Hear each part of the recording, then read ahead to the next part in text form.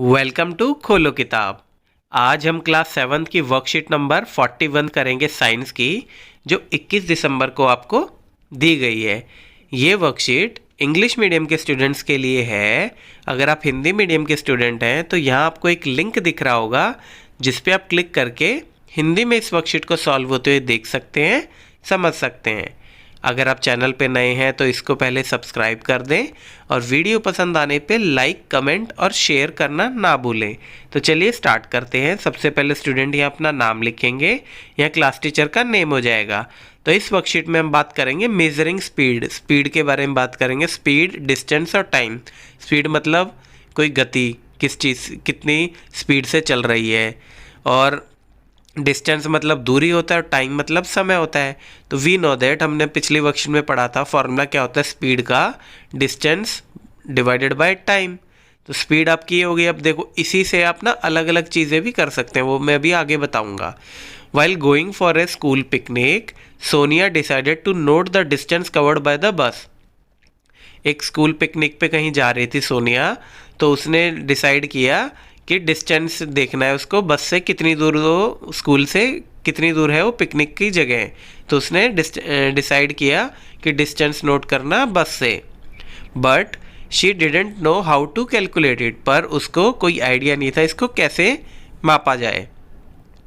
Once you know the speed of an object, जब आप को किसी ऑब्जेक्ट की स्पीड के बारे में पता चल गया, you can find the distance moved bye it in A given time.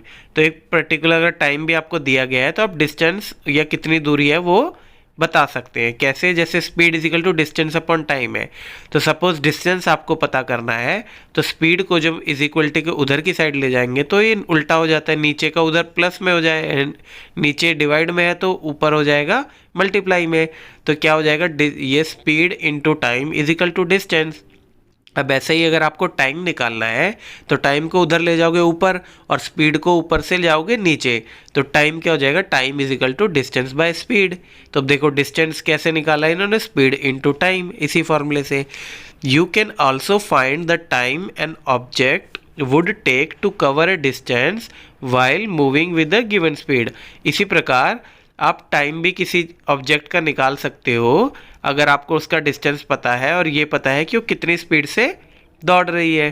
तो इसमें देखो टाइम के लिए मैंने बताया, टाइम ऊपर चला जाएगा तो डिस्टेंस बाय स्पीड हो जाएगा टाइम। यही लिखा हुआ है, time taken is equal to distance by speed. You might have seen a meter fitted on the top of a scooter or a motorcycle. आपने एक इस प्रकार का मीटर देखा होगा स्कूटर या मोटरसाइकिल पे। Similarly, meters can be seen on the dashboard of car, buses and other vehicles. और इसी प्रकार के मीटर आपने देखे होंगे कार के, बसेस के और व्हीकल के डैशबोर्ड पे।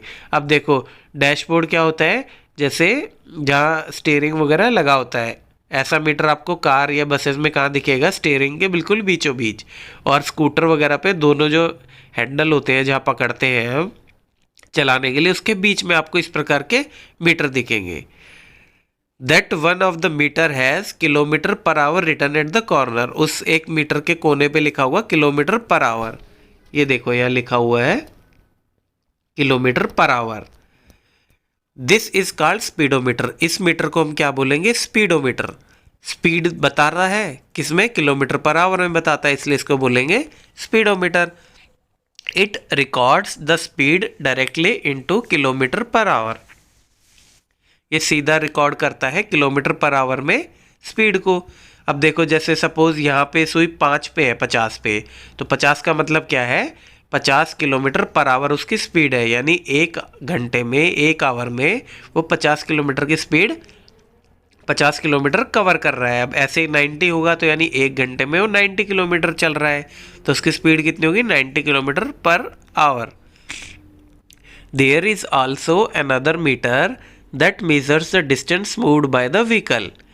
एक और मीटर होता है जो बताता है कि कितना डिस्टेंस व्हीकल ने किया है, उसको हम क्या बोलते हैं, this is known as an odometer. उसको हम बोलेंगे ओडोमीटर।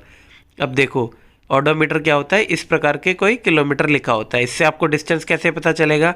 सपोज ये 14,496 है, सपोज, और आपने कहीं से जाने के बाद आपको रीडिंग फाइनल मिली 14,525, तो यानी ये इसका मतलब है इन दोनों को माइनस करोगे यानी 29 किलोमीटर आपकी ये गाड़ी या डिस्टेंस चला है वहाँ से।